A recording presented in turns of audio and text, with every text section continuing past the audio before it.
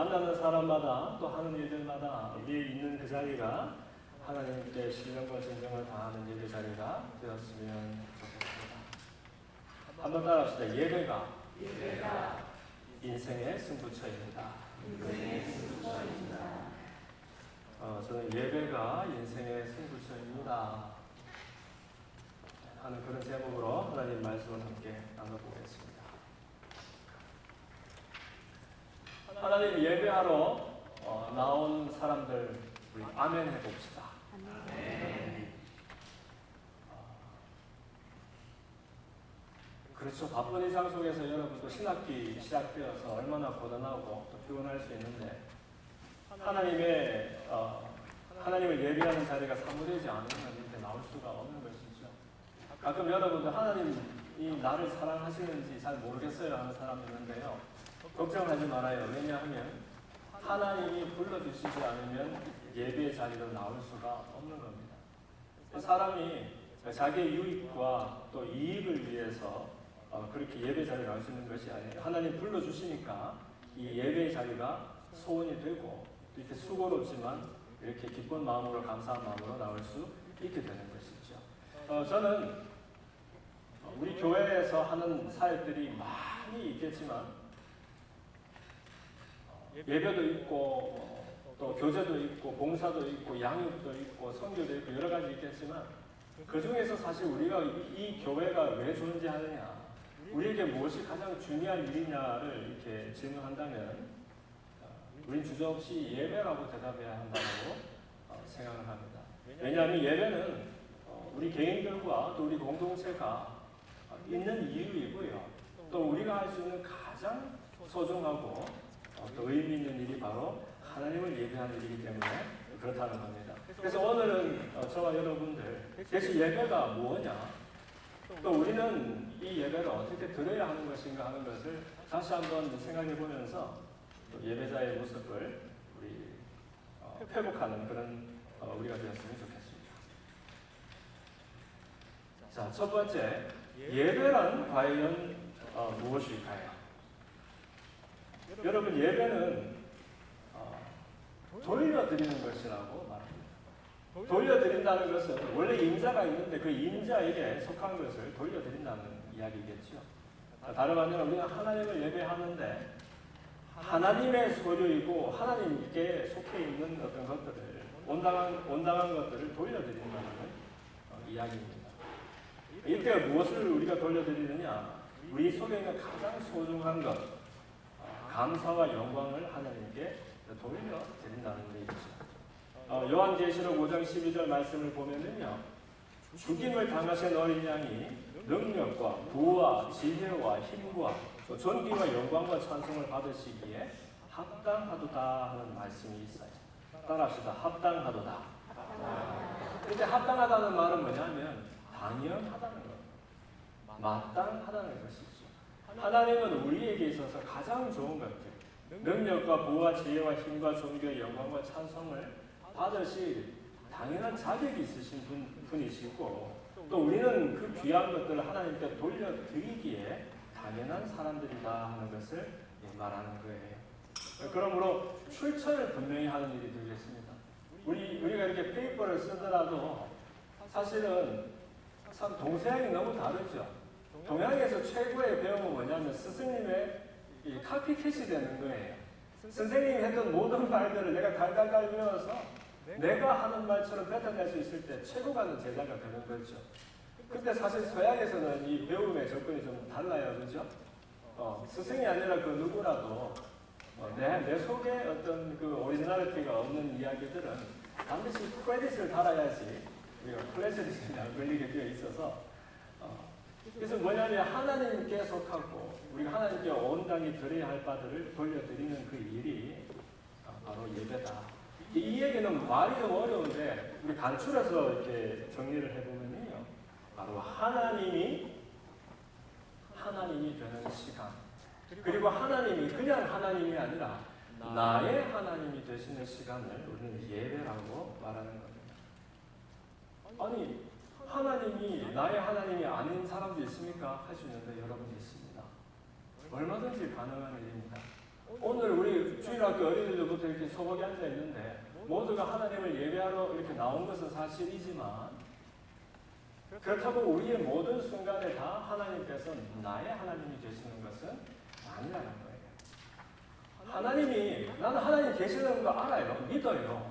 이렇게 끝나고 말면 그것은 또 하나의 종교가 되고 마는 거예요.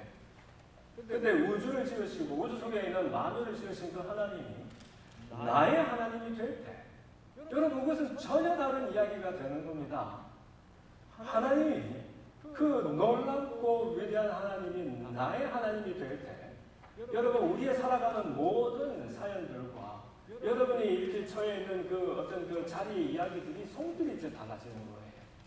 심지어 우리가 지금 드린다라고 말하는 이 예배조차도 그 의미와 태도와 자세가 완전히 달라지는 것이 바로 하나님이 나의 하나님이 되는 이야기입니다. 그래서 제가 늘 설교 때마다 반복해서 그 말씀 드리잖아요. 우리가 진짜 내가 되는 때는 언제냐? 사실 우리는 진짜 나를 잃어버린 채 나도 모르는 그 페르소나, 가면을 덮어 쓰고서 나 아닌 나로 살아가면서 왜 이렇게 고단해? 왜 이렇게 어려워하면서 이렇게 살아가는 거거든요. 근데 사실 내가 잃어버린 진짜 나는 어디 있냐? 나는 원래 나를 언제 찾을 수 있냐? 물어본다면 그것은 하나님이 나의 하나님이 될 때만 비로소 나는 진짜 내가 된다는 거예요. 여러분 이거 알듯 말듯한 그런 뭐 이렇게 그런 이야기가 아니고요. 정확하게 여러분이 이해되어야 합니다. 하나님이 나의 하나님이 될 때만 내가 비로소 내가 잃어버렸던 진짜 나를 회복할 수 있다는 거. 하나님이 나의 하나님이 될 때만 내가 그토록 애타게 찾아 헤매던 진짜 행복하게 되는 일, 진짜 내가 되는 일이 이루어진다는 것을 여러분 기억하고요. 예배가 뭐냐면 바로 그 시간, 하나님이 나의 하나님이 되는, 그래서 그것을 인정하고 고백하는 시간이 우리에게는 예배가 된다는 것이죠.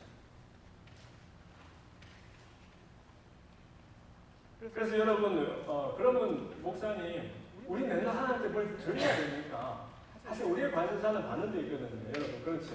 나한테 제일 중요한 것은 나예요. 뭘 이렇게 많이 좋은 게 생겨도 나한테 좋은 게 생기면 좋은 일이잖아요. 그런데 왜 목사님 항상 우리는 하나님께 뭘 드려야만 이렇게 되는 겁니까? 하는데 사실 거기에 이유가 있습니다. 그게 바로 예배를 왜 드리냐 하는 것과 연결되어 있어요. 아니 왜 하나님께 우리는 영광과 감사를 돌려드려야 됩니까? 하나님 좀 너무 조잔한 거 아닙니까? 하나님 이렇게 그냥 주시면 되지, 아낌없이 주시면 되지 뭘 자꾸 달라고 합니까? 할 수 있어요. 그런데 여러분 사실 우리가 드린다라고 말하지만 그러나 엄밀히 말하면 우리가 하나님 앞에 드리는 우리 마음에 가장 귀한 것을 드리는 그 일로 인해서 사실 가장 큰 수혜는 우리가 입게 되는 겁니다. 하나님은 모자라는 것이 없으신 분이시죠. 믿으십니까? 아멘. 하나님은 모자라는 것이 없으세요. 하나님은 결핍이 없으시단 말이에요. 사람들이 와서 하나님, 난 하나님을 찬송해요. 하나님을 사랑해요. 라고 말한다고 하나님이 조금 더 하나님이 되고 아니면 하나님이 조금 더 만족이 되고 그런 분이 아니에요.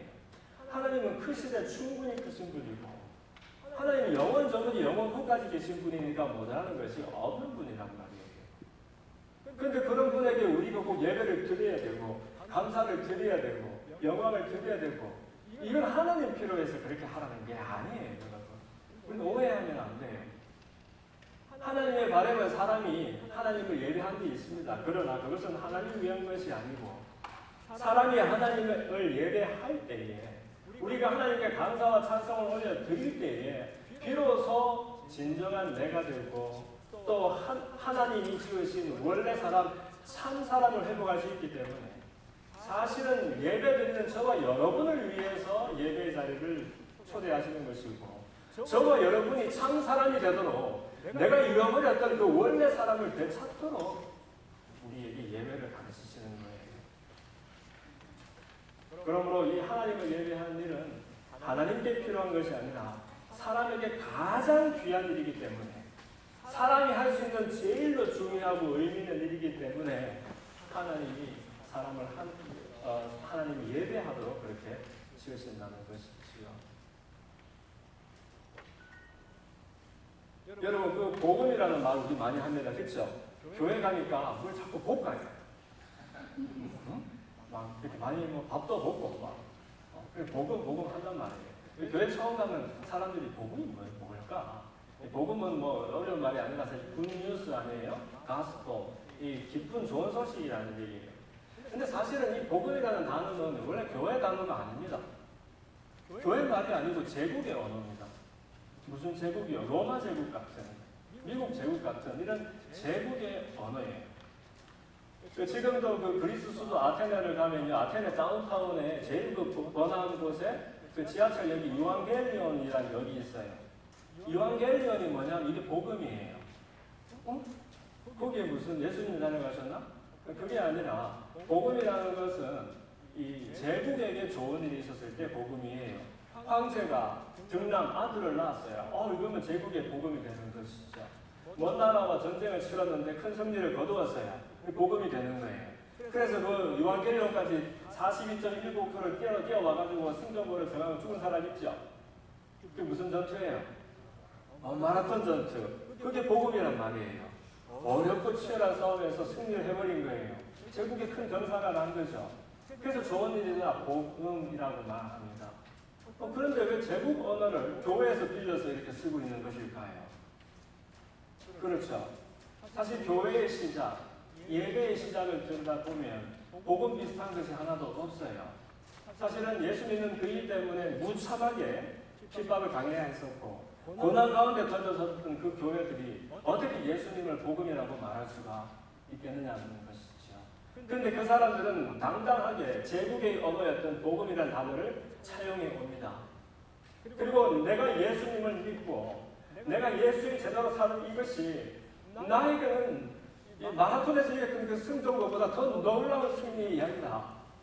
나는 이제 사는 것이 나는 이제 없다. 혹시 내가 산다라면 내 안에 있는 예수의 생명이 사는 것이고 그분의 능력이 사는 것이다 라고 말했기 때문에 이 사람들에게는 그리스도와 그리스도의 이야기가 복음이 될 수 있었다는 거예요. 보좌에 앉으신 어린 양에게 찬송과 존귀와 영광을 세세토록 올려드립시다 하는 말씀이 요한계시록에 기록되어 있습니다.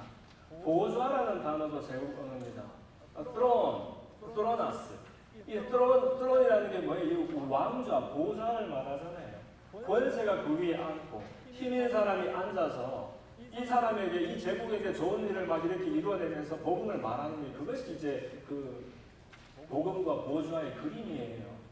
그런데 우리는 그 보좌의 자리에 황제를 앉히거나 여러분 그냥 지금도 이렇게 거대하고 있는 내가 높아지고 인정받고 근사해지고 남들이 환호하는 어떤 그런 내 모습을 그 보좌에 앉히는 것이 아니라 사람의 눈으로 봤을 때는 철저히 실패했고 그냥 모든 것이 그냥 이렇게 실패로 끝나버린 인생 같은 이 예수 그리스도의 찢기고 피 흘리셔서 그 정말 볼품없는 수치의 모습을 그 자리에 앉혀놓고서는 우리는 보좌에 앉으신 어린 양에게 찬송과 존귀와 영광을 세세토록 올려드리겠다라고 고백을 하는 것이죠. 그러므로 여러분이 예배라는 것은 주님이 나의 주님이시라는 것, 그리고 하나님이 나의 하나님이라는 것, 그리고 하나님의 사랑이 나에게 어떻게 확증이 되었는가 하는 데에서 신뢰하는 사람들이 내가 그것을 믿는다라고 인정하고 고백하는 그 사건을 바로 예배라고 말한다는 거예요. 그러면 여러분, 우리가 사람이 할 수 있는 가장 좋은 귀한 일, 가장 중요하고 의미 있는 일이 예배라는 것을 기억하고 날마다 예배의 자리를 사모하게 되기를 주님 이름으로 축원합니다.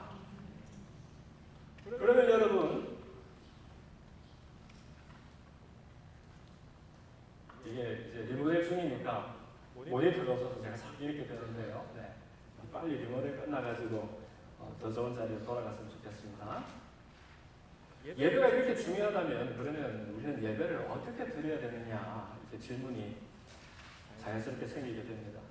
여러분 요점부터 말씀드리자면 우리는 예배의 자리에 감사와 낮은 마음으로 나와서 하나님 앞으로 나아가야 합니다. 시편 100편 2절 말씀은 기쁨으로 여호와를 섬기며 노래하면서 그의 앞에 나아갈지어다 이런 찬송시가 있습니다. 이때 기쁨이라는 것은 우리가 감사에 근거한 우리의 자연스러운 반응이 되겠지요. 제가 지난 금요일날 우리 엘리 모임에서 설교를 시작할 때 두 친구한테 물었어요. 감사한 거 있으면 작은 것도 괜찮으니까 나눠주세요. 그러니까 한지천나 그때 뭐라 그랬더라? 한 주가 무사히 지나간 것이 감사해요. 그랬고 또 한 사람은 내가 잘 기억을 못하겠는데 이제 그런 고백들을 해줬어요. 그러니까 우리 그냥 온 방안이 아주 그냥 감사의 따뜻함으로 이렇게 가득 찼던 기억이 납니다.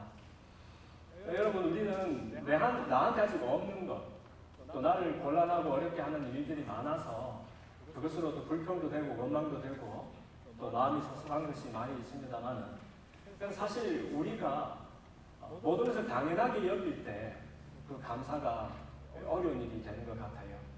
정말로 우리에게 감사의 조건들이 모자라서 이유가 없어서 감사가 안 되는 것이 아니라 내 마음이 너무 단단해져서 내 시선이 사실 감사를 알아볼 수 있는 그 시력이 없어서 그렇게 불평하고 원망이 많아지는 것은 아닐까.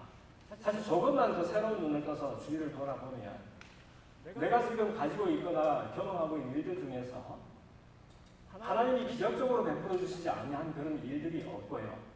내가 감사하지 못할 그런 일들이 하나도 없는 것 같아요. 근데 우리는 자꾸만 모든 것을 당연하게 여기는 것이 습관이 되어서 하나님께서 베풀어 주신 일, 또 앞으로 베풀어 주기 위해서 준비하고 예비하고 계시는 그 어마어마한 일들 앞에서도 원망과 불평만 늘어나는 경우가 많다는 것이죠. 이렇게 감사가 우리 속에 모자라기 때문에요, 우리의 마음이 자꾸 높아만 지는 것을 볼 수 있습니다. 예배는 예배의 그 자리로 나온 사람이 예배자가 아니고요. 아무리 예배의 그 현장에, 예배의 시각에 우리를 놓아도 우리 속에 하나님의 향한 그 감사한 마음이 모자란다면 우리의 마음은 너무 높아서 예배를 드릴 수가 없는, 예배가 불가능한 그런 상태가 되고 말 것이에요. 그래서 예배는 마음이 낮은 사람, 낮은 마음만 그 예배로 나아갈 수 있고 예배를 드릴 수가 있는 겁니다. 예배를 혹자들은 예배 보러 간다라고 말합니다. 왜냐하면 예배를 보러 가면은 우선 보는 것도 많고 듣는 것도 많고, 나는 앉아 있으면서, 그렇죠, 앉아 있으면 노래도 듣고 설교도 듣고, 그래서 마치 관람하고 감상하고 돌아오는 그런 기분일 때가 많아요. 거기에도 유익은 있겠죠. 들어올 때보다 내 마음이 좀 고요해지는 느낌도 있을 것이고, 더 경건해지는 느낌도 있을 것이고, 나를 살피는 유익이 있을지는 몰라도 사실 그런 자리에는 예배가 불가능합니다. 왜냐하면 예배는 보는 것이 아니라 드리는 것이기 때문에, 관람이 아니라 나의 모든 것, 내 속에는 제일 중요한 것은 하나님께 드리는 것이에요. 그래서 여호와를 섬기며 노래하면서 그의 앞에 나아갈지어다 이렇게 말했잖아요. 그런데 이 나아감, 하나님께 나아감이 없어서 이상하다, 예배는 그렇게 숱하게 드나들었는데 이상하게 예배 때마다 감흥도 없고 감격도 없고 감동도 없고 마치 예배의 문제가 있는 것처럼 높은 내 마음은 돌아볼 그릇이 없는 거 있죠. 그래서 여러분, 예배 자리에 나오는 사람들마다 먼저 하나님께서 나에게 이루신 일들이 무엇인지 세워보는 그런 연습들이 있었으면 좋겠어요. 그래서 내 마음이 먼저 하나님께 대한 감격과 감사로 충만할 때, 그냥 그 자리에 앉아서 하나님 생각만 해도 내 마음이 하나님의 마음과 연결이 되어지고 정말 강물처럼 부어주시는 하나님의 은혜를 경험하게 될 줄로 믿습니다. 우리는 예배의 자리에 나아가되 감사와 낮은 마음으로 나아가야 하는 거예요. 그럼 두 번째로 예배는 또 어떻게 드려야 하나요? 이제 이게 오늘 본문에 있는 내용의 이야기입니다. 따라합시다. 신령과 진정으로. 다시 한번 신령과 진정으로. 이게 이제 성경에서 말씀하는 말씀과 성령으로 하는 그런 것과 연결됩니다. In the spirit and in truth. 이게 뭐냐면요, 여러분 너무 잘 아시는 그 사마리아 여인과 예수님의 만남, 요한복음 4장에 보면 유대 사람들과 사마리아 사람이 천천지 원수처럼 지냈는데, 혐오를 했는데, 그런데 예수님 일행이 갈릴리로 가실 때 돌아가지 않고 질러서 그 사마리아를 지나갑니다. 거기에서 이제 야곱의 우물이 있는 그 수가성에 이르러서 아주 기구한 운명의 어떤 여인을 예수님께서 일부러 만나주시는 장면이 있어요. 그때 이 여인은 사실은 그 누구와 말도 섞을 수가 없는, 섞고 싶지도 아니한 너무너무 외롭고 우울하고 또 낙심 속에서 살아가는 그런 여인이었죠. 근데 그 여인에게 예수님은 조금씩 말을 붙이시는데 결국은 예수님의 의도는 뭐였냐면 이 여인에게 무엇을 일반적으로 먹이고 주고 하려는 것이 아니라 이 여인이 자기 속에 있는 그러나 자기도 알지 못하는 가장 인생의 근본적인 문제를 발견하고 그러나 그 근본적인 문제 해결책은 오직 한 가지밖에 없다는 것을 스스로 찾을 수 있도록 곁에서 인내심을 가지고 도와주시는 그런 대화를 진행하셨었어요. 여러분 잘 아시잖아요. 물 좀 주십시오. 두레박이 없어 그릇이 없으니까 물을 못 퍼마시는 나그네가 대낮에 물길로 여인에게 물 좀 주시오 하는 거예요. 그 여인이 이제 물 한 바가지를 이렇게 내가 드렸더니 예수님 하시는 말씀이 아유 물 좀 달라고 하는 내가 누군지 알았으면 내가 아니라 당신이 나에게 물을 달라고 했을 텐데 그 여인이 말하죠. 아니 선생님 당신은 두레박도 없어가지고 나한테 물 달라고 하는 형편이면서 어떻게 내가 당신에게 물 달라고 말해야 된다 하십니까? 그 예수님 하시는 말씀이 아니 이 물은 마시면 시원하지만 돌아서면 또 목마르잖아요.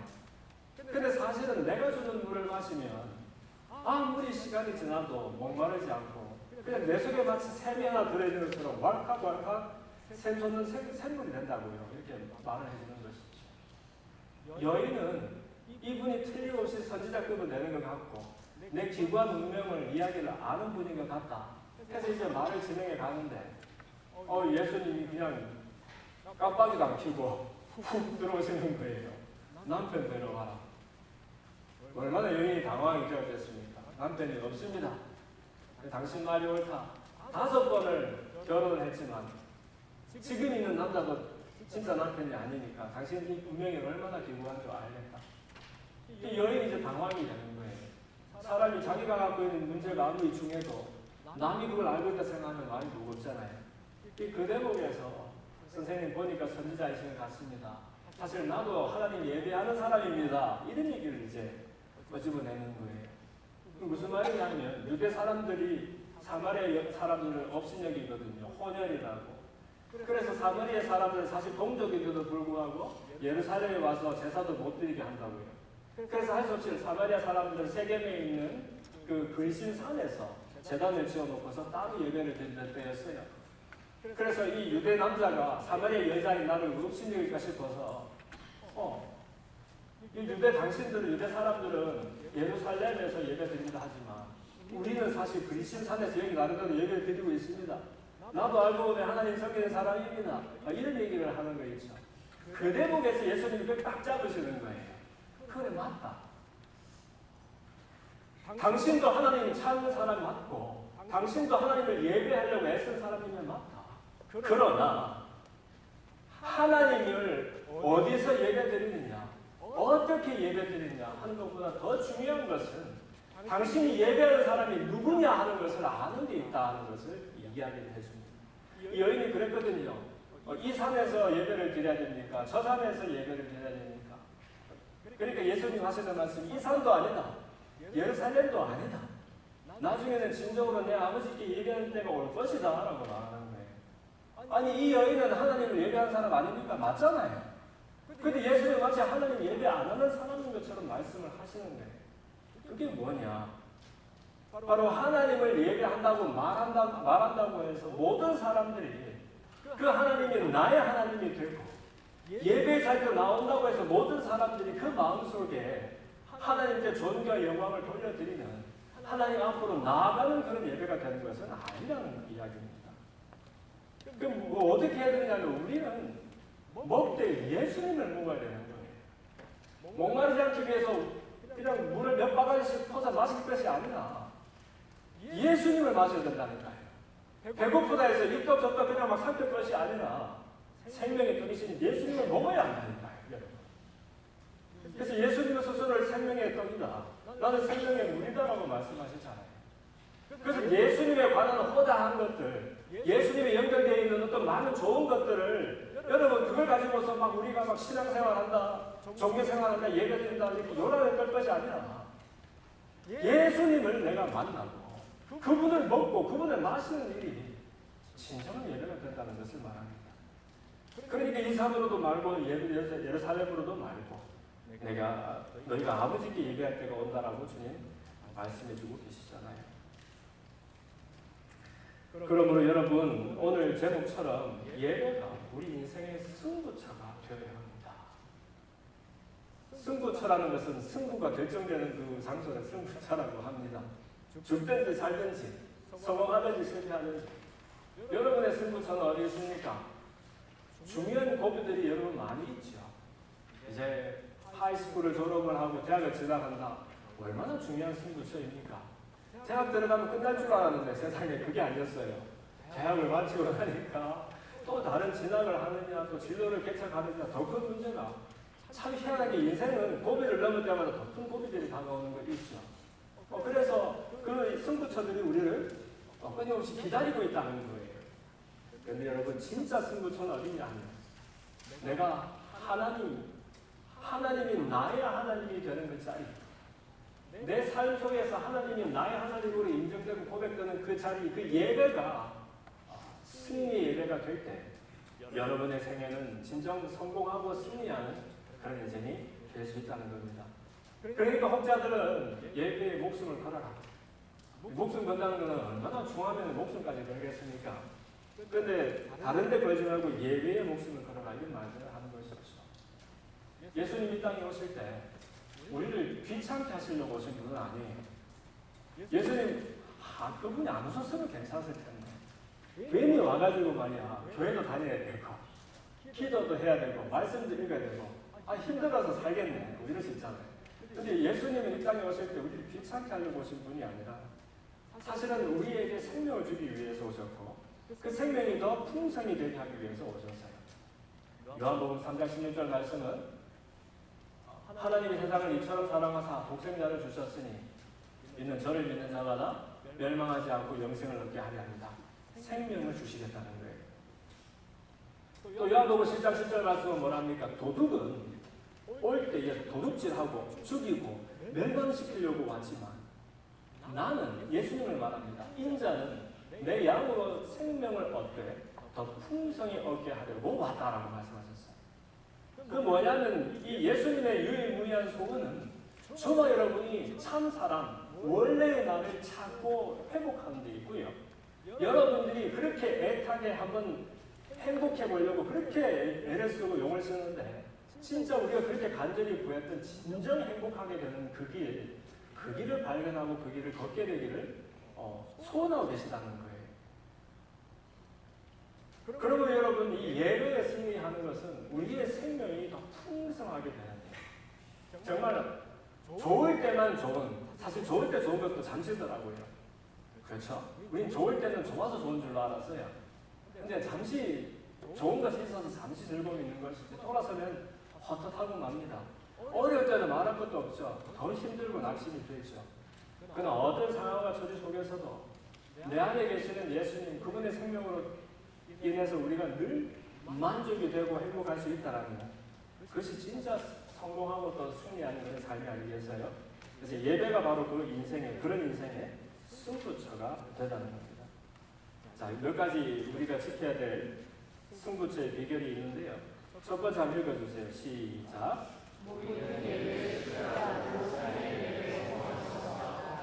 여러분들은 저를 많이 오해하시는 것 같아요. 제가 뭘 해라 하지 마라를 되게 싫어하잖아요. 그래서 해라 하지 마라를 안 하니까 우리 목사님은 마음대로 해도 되는가 보다라고 생각하는 사람들이 많아요. 반대입니다, 여러분. 해라 하지 마라가 많으면 답이 정해진 줄로 알고 그냥 거기에다 자기를 묶어놓고 그것과 다른 일을 만날 때 큰 낭패를 봅니다. 그래서 우리가 모르는 것이 뭔지, 우리가 잘못하는 것이 뭔지, 가끔 사람들이 뭐가 안 되면, 교회도 마찬가지예요. 교회가 뭔가 좀 어려운 일이 생기거나 잘 안 되면 잘 되게 할 뭔가를 안 해서 잘 못됐다고 생각해요. 그때 어떤 사람들이 답을 주면은요, 그게 답인 줄로 알고서, 근데 여러분 시간이 지나면 그것도 해보면 또 안 되는 때가 와요. 참 신기하죠? 그래서 우리가 같이 부대끼고 고민하면서 그 속에서 해답을 찾아보는 연습이 필요해서 그렇게 얘기하는 거예요. 그래서 제가 우리 진짜 예배는 언제 이루어집니까? 교회, 우리 교회가 어디 있습니까? 그러면 이제 우리 어린이들도 다 알아요. 내가 하도 말을 많이 해가지고. 진짜 우리 교회는 우리가 밟는 땅, 만나는 사람마다 다 우리 벌교세자교회입니다. 그런 얘기 해요. 우리 진짜 예배는 언제입니까? 그러면 주일 오후 1시 이렇게 말하지 않고 월화 수목 금토일 전부 다 우리 예배입니다. 내가 만나는 사람 하는 일들마다 다 진짜 예배입니다. 이렇게 말을 합니다. 삶의 예배라고 강조했더니 모이는 주일 예배가 소홀히 되는 거 있죠. 그럼 이게 뭐예요? 이게 이제 애기 씻기고서 물 버리려다가 애기까지 같이 버리는 거 아니에요? 그래서 사실은 모이는 예배에 실패하고서 삶의 예배에 성공하기는 더 어렵습니다. 우리가 왜 일상에서, 왜 평일 내 일터와 또 직장과 가정에서 왜 이렇게 승리가 이루어지지 않느냐 하는 그 까닭은 사실 우리가 모이는 예배에 집중하지 않기 때문에 그런 것입니다. 이 모이는 예배가 소홀하고 함부로 되면서 어떻게 삶의 예배를 감히 우리가 살아낼 수 있을까? 어불성설이 되는 것이죠. 두 번째 읽어주세요. 시작.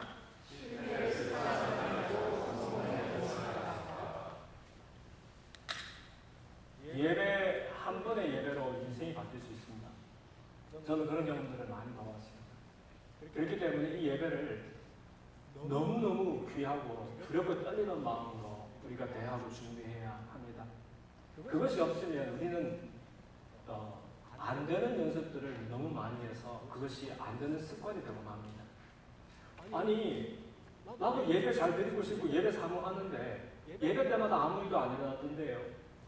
그리고 우리 예배는 그냥 그래요 하면서 그냥 왔다가 그냥 가는 것이 한두 번 습관이 되면 우리는 예배를 드리는 것이 아니라 예배에 실패하는 연습들을 꾸준히 해나가는 것이 됩니다. 그러므로 제가 삶의 예배를 강조한다고 해서 우리가 주일 시간과 장소를 정해서 드린 이 예배가 절대로 타협되거나 소홀히 되어서는 안 될 거예요. 여러분 연습하되 성공을 연습하기를 바랍니다. 세 번째 읽어주세요. 시작. 아까 얘기했죠. 예배는 보러 오는 것이 아니라 드리는 것입니다. 남들 쳐다볼 필요 없으니까 그냥 누가 뭐라 하든지 나는 하나님이 나의 하나님으로 인정되고 고백하고 선포하는 자리로 나온다라는 그런 마음으로 하나님 앞에 내 마음을 드리는 그런 예배들을 실천했으면 좋겠어요. 찬양을 잘 싫어하는 사람들, 잘 못 부르는 사람도 있어요. 나도 노래 잘 못 부르는데 근데 꼭 보면 예배는 찬양 순서가 있어요. 어떨 때는 성가시고 그렇잖아요. 또 막 서서 한 두세 곡 부르고 나면 다리가 아파가지고 앉으면 그냥 허기가지고 졸리기 쉽고. 근데 여러분 사실 찬양은 노래 감상하는 시간이 아니니까 우리 준비하는 찬양팀들 여러분 얼마나 정말 기도하면서 열심히 준비하지 않습니까? 토요일에 일부러 먼저 아침 일찍 모여서 2시간씩 꼭 연습하고 기도하고 주일날 또 모여가지고서 그 곡을 또 연습하고 준비하고. 근데 우리 찬양팀도 혹시 우리가 성도들에게 은혜를 끼쳐야 된다라는 그런 부담감에서 그런 열심히 비롯되지 않았으면 좋겠어요. 물론 우리가 정말 잘 준비해서 좋은 음악과 찬양을 드릴 때 성도들이 또 은혜도 받고 예배를 또 돕는 것은 있겠지만 그 전에 더 중요한 것은 우리 찬양팀도 사실은 예배자라는 거. 사실 우리 음악적으로 조금 뭔가가 모자라도 내 마음속에 하나님이 나의 하나님이 되는 그 감격과 그리고 내가 드릴 수 있는 가장 소중한 것이 예배의 시간이라는 것이 선포가 되면은요 우리가 그냥 서서 그냥 특별한 말을 하지 않아도 무슨 대단한 그런 음악을 우리가 이렇게 할 수 없어도 그러나 선 그 자리에서 내가 벌써 하나님 앞에 온전한 예배자가 되고 그다음에 나의 예배를 통해서 하나님께서 큰 기쁨을 받으시고 또 그런 것들이 모여서 이 불을 지피는데 장작을 하나만 넣으면 타다가 그만 꺼진다면서요. 그런데 불을 질러놓고서 한 개씩 두 개씩 이렇게 포개어 놓으니까 그 하나하나의 불이 모여가지고서 더 불을 일으키고 또 잘 타는 그런 것이 있다면서요. 우리가 사실은 각자 따로 집에서 온라인으로도 얼마든지 할 수 있지만 그러나 왜 이렇게 수고를 모여서 마음을 엮어서 하나님 되심을 선포하고 있는지 생각해 보면 우리는 늘 그런 기도하는 마음으로 기대감을 가지고 예배 자리로 나오게 되는 것 같아요. 말씀도 마찬가지입니다. 우리가 말씀을 들으러 그냥 오는 게 아닙니다. 우리는 말씀을 들음으로 하나님께 마음을 드리는 거예요. 예배는 보러 오는 것이 아니라 드리는 거라겠죠. 그러니까 우리 교회는요, 사실 우리 교회는 뭐 모든 면에서 빼어난 게 너무 많죠. 찬양팀도 인디애나팀이 제일 아닙니까? 사실 이 정도는. 그리고 우리 교회에 없는 게 어디 있어요?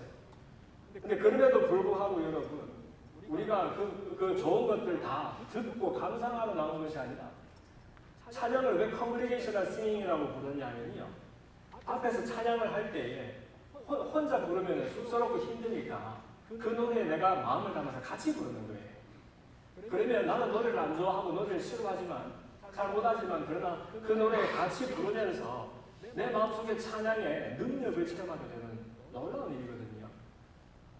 기도도 마찬가지입니다. 혼자 기도할 수 있죠. 그러나 모여서 기도의 삼겹줄을 이렇게 엮을 때에 더 힘있고 능력 있는 그런 기도가 가능하기 때문이에요. 그래서 다음 또 한번 읽어주세요. 시작. 기대와 기도로 준비하는. 기도도 기도로 준비하는. 어제 우리 임동수 형제님, 내가 보니까 설교문 2번을 썼는 것 같아요. 저분 설교, 대표교도 준비하면서 얼마나 기도하고 기도를 준비하는지 몰라요. 마찬가지로 여러분, 예배 드리면 되겠죠. 하지만 예배를 드리기 위해서 기도하게 돼요. 나는 우리 교회에서 3, 4, 5 사소한 일을 하든지 기도를 시작하는 그런 습관들이 있었으면 좋겠어요. 우리 밥 먹을 때도 심지어 기도하잖아요. 하물며 교제할 때에도, 무슨 훈련을 할 때에도, 미팅을 할 때에도, 우리 지금 만남이 이 시간이 하나님께서 다 쓸어주시는 그런 시간이 되게 하옵소서. 그게 왜냐하면 기대에서 나오는 거거든요. God doesn't work beyond your expectation. 여러분 알아야 돼요. 하나님 실력이 없어서가 아니라 여러분이 하나님을 향해서 품고 계시는 그 기대를 보시고서 그 기대의 폭대로 깊이대로 하나님 은혜를 부어주시는 거예요. 그리고 한번 따라합시다. 다음에 읽어주세요. 시작. 시작은 나로부터, 시작은 작은 것으로부터, 시작은 또 지금으로부터, 이렇게 제가 늘 말하는데요. 혹시 우리 교회의 예배를 더 정말 영감 있고 뜨거운 진실된 우리 예배로 발전시키기 원하는 사람이 있다면 평생 내가 그런 불쏘시개가 우리 서로 되었으면 좋겠다 싶습니다. 무슨 말이냐면은 요즘 세대는 끊임없이 모이는 것을 이렇게 회방하는 시절이에요. 그래서 성경에 보면 모이기를 자꾸 하는 것이 있다고 그러잖아요. 그렇죠? 그런데 더욱 모이기에 힘쓰라 하는 그런 말씀이 있어요. 요즘은 같이 있으면 좋지만 혼자 있으면 더 좋은 시절이에요. 넷플릭스를 보니까 24시간이 모자랄 것 같아요. 얼마나 힘들겠네요, 여러분. 쇼츠를 넘기게 손가락이 한 2개, 이렇게 엄지가 2개 있었으면 좋겠어요. 얼마나 재밌는 게 막 혼자서 이렇게 혼자 있으면 더 편해 보이고 집도 덜 어지러져요.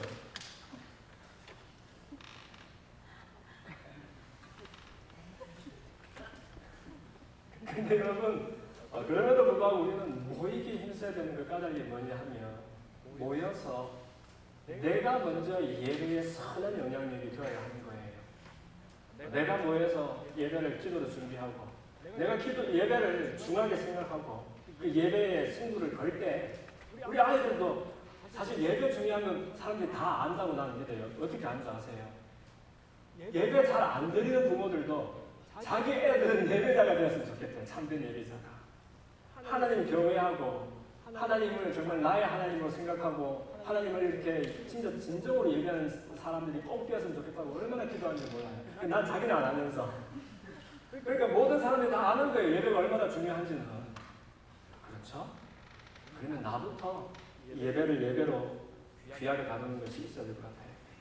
그리고 마지막 읽어주세요. 시작.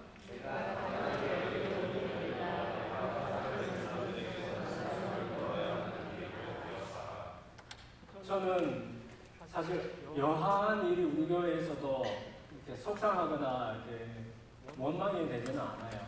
왜냐하면 교회라는 것은요, 꼭 믿음 좋은 사람들이 모이는 곳이 아니라 사실 저는 반대이거든요. 하나님이 누군지 모르는 사람들로부터, 예배가 뭔지도 모르는 사람들로부터, 그리고 그냥 아무것도 모르는 홀리기 어린애들이 막 뛰어다녀도 괜찮은 것이 되어야 하는 것이 교회입니다.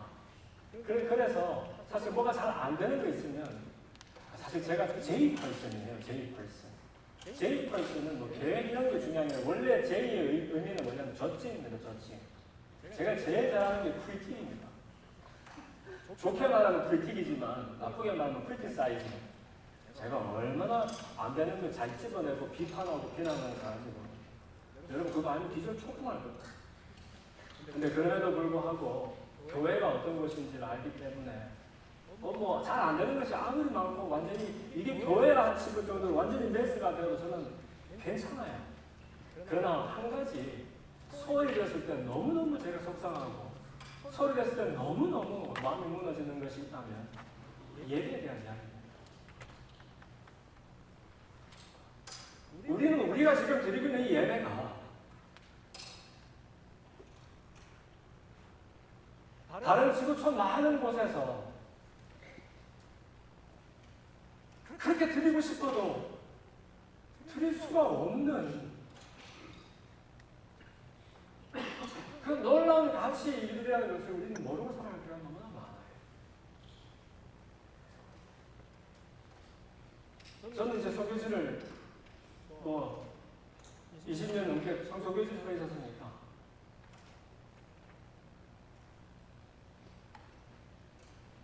차라리 밥을 굶고 내가 추위에 던져져도 하나님의 마음과 하나님을 불러줄 수 있었으면 좋겠다. 내가 사랑하는 하나님을 사랑한다고 시원하게 목청 높여서 한번 노래 불러보았으면 좋겠다. 하는 사람들을 얼마나 많이 만났는지 몰라요. 그 사람들한테 돈 준다고 그 교회에 나오겠습니까? 먹고 살기도 힘들고 핍박받고 환란 속에 있는 그 사람들이 대체 무슨 유익이 있다고 시키지도 않은 그 엄경선안에 가마떼기를 내려놓고서 그 위에 주저앉아서 그렇게 예수를 불러가면서 노래를 하는지. 그런데 우리에게는 그 예수님의 이야기가 너무너무 흔해서 예배라는 것이 너무 쉽고 하찮은 것이어서 이렇게 소홀하게 함부로 나눠주는 것이 때로는 얼마나 원이 되고 할이 되는지 모르겠어요.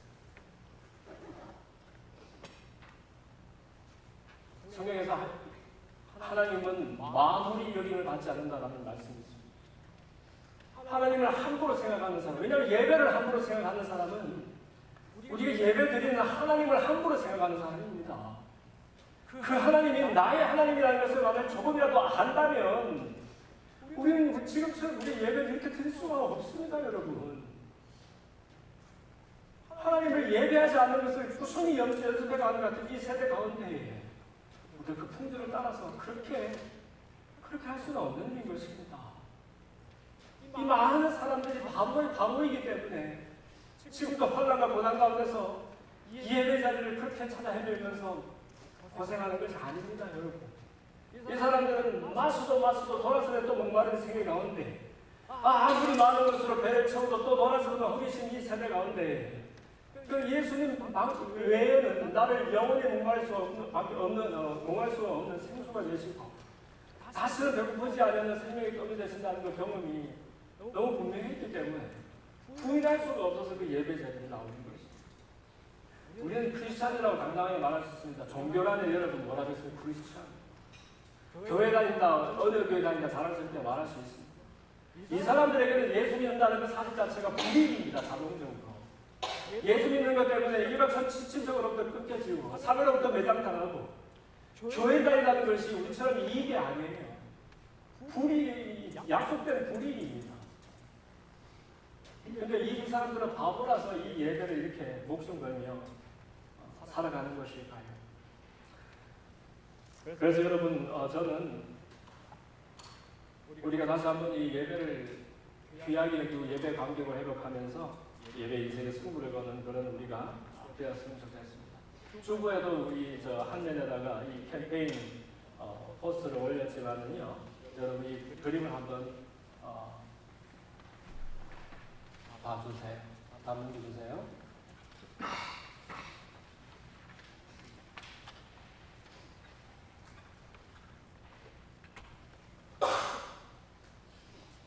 네. 그래서 단 한 번의 예배가 인생을 바꿀 수 있다. 기억하고요. 이 예배는 보고 듣고 감상하는 자리가 아니라 A.W. 토저가 말을 했죠. 나의 몸과 마음을 나의 가장 귀한 것을 드리는 그 자리다라고 고백을 했어요. 그러니까 저는 지금 잘 안 되는 것을 잔소리하는 그런 시간이 아닙니다. 여러분 무슨 제가 좀 탓을 하거나 혼내는 그런 시간이 아니라 이 시기에 다시 한번 우리가 예배의 중요성을 환기했으면 좋겠어요. 그래서 우리 주일 예배는 1시 정각에 시작을 하지요. 여러분 중요한 미팅이 있을 때에 시간 딱 맞춰서 늦지 않았다 이렇게 말하는 사람은 없어요. 이렇게 회의하는데 문 열고 들어가면서 난 온타임 했다 이런 사람은 없지요. 특별히 우리 예배는 경배와 찬양으로 시작을 하니까 기도하는 마음으로 10분 전에는 오면 더 좋을 것 같아요. 그래서 경배와 찬양이 예배의 중요한 일부라고 생각하고 기도하는 마음으로 준비할 수 있었으면 좋겠어요. 그리고 예배 중에서 혹시 가능하면 또 이렇게 출입을 좀 삼가해주면 더 예배에 도움이 될 것 같습니다. 사실 그것보다 더한 자리에서도 문제없이 또 설교도 하고 찬양도 하고 다 해야 됩니다만 그러나 앞에 얘기를 채 듣지 못하고 들어온 사람이 있다는 생각을 했을 때 또 이렇게 또 뭐 이렇게 출입이 많았을 때에 근데 사실 다 저마다의 사정이 있을 수 있습니다, 여러분. 근데 기왕이면 출입을 좀 삼가해서 미리 용무들을 보고 이렇게 했으면 좋을 것 같아요. 그래서 설교자와 다른 사람들이 더 예배 집중할 수 있도록 우리가 도울 수 있으면 좋겠습니다. 그리고 휴대폰 한 1,000불씩 그래가지고 모든 인류의 손에 이렇게 좋은 기계를 들려줘가지고 우리 영혼을 이렇게 삽시간에 파괴할 수 있을 줄은 몰랐어요, 내가. 세상에 이렇게 권세 있는 것이 있습니다. 모든 사람의 손에 이 어마어마한 금액의 기계가 한씩 있는데 우리 영혼을 그냥 갉아먹고 있는 거 있죠. 그래서 물론 중요한 일들이 많이 있겠지만 기왕이면 그 전에 일을 다 마치고 또 그 이후에 한다 그런 생각을 하고 있어. 비행기를 타니까 꼭 에어플레인 모드를 여러분 하더라고요. 하물며 하나님과 이제 예배의 비행을 우리가 같이 떠났는데 제 생각에는 에어플레인 모드나 뭐 뉴트 정도가 아니라 전원을 끄는 것도 괜찮은 것 같아요. 그렇게 해서 마치 내 인생의 마지막 예배를 드리는 것처럼 그리고 많은 사람들이 이 예배를 드리기 위해서 그 혹독한 대가들을 기꺼이 지불하고 있는데 아마 우리에게 어려움이 있다면 너무 모든 것이 좋아서 편리해서 아마 그게 제일 큰 장애인 것 같아요. 저 걱정이에요. 그래서 이 리모델링이 끝나고 저기 인디안에서 제일 좋은 시설로 다시 우리 돌아가게 될 텐데 너무 쾌적해서 우리가 더 예배를 가볍게 얘기하면 어떡할까? 그렇다고 우리가 가만히 가고 그럴 수는 없잖아요. 그래서 다 도망갈 텐데 그렇지만 어떤 상황 속에서도 예배를 정말 신령과 진정으로 드릴 수 있는 우리가 되었으면 좋겠습니다. 기도합시다. 살아계신 하나님 너무 감사합니다. 당연하게 생각했는데 하나님 앞에 예배 드릴 수 있다는 이 특권이 우리에게 큰 감사가 됩니다. 승부를 걸 때 예배의 인생의 승부를 걸 수 있는 믿음의 대장으로 될 수 있도록 하나님 축복해 주십시오. 예수님 이름으로 감사하며 기도합니다.